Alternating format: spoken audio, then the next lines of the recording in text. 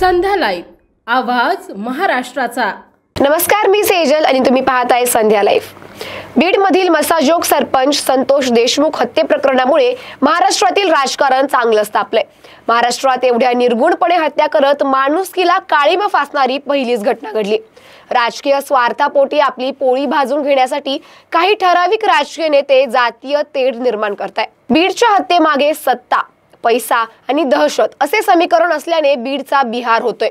पुरोगामी महाराष्ट्राची प्रतिमा मलिन करण्याचे खूप मोठे षडयंत्र सुरू असल्याने सकल मराठा समाज आणि मराठा क्रांती मोर्चा हडपसर वतीने गांधी चौक या ठिकाणी निषेध आंदोलन करताय।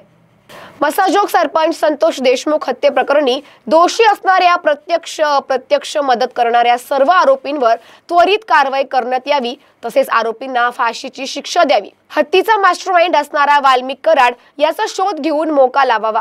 मागील 1 वर्षामधील जातीय तणाव आणि तेढ निर्माण करणाऱ्या सर्व गुन्ह्यांची सखोल चौकशी करावी। खून, दरोडे, खंडणी, अत्याचार, बलात्कार सारख्या गंभीर गुन्ह्यामध्ये सहभागी आरोपी यांच्यावर मोकाका कायदा लावावा।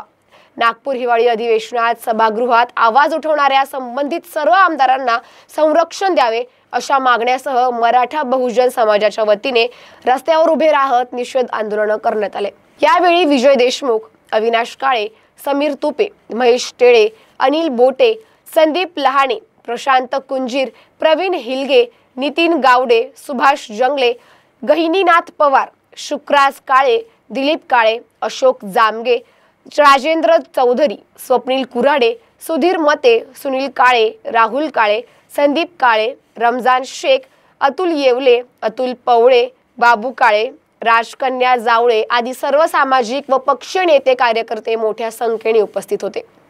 अशाच माहितीसाठी आमच्या संध्या लाईव्ह चॅनलला लाईक, शेअर आणि सबस्क्राईब करा।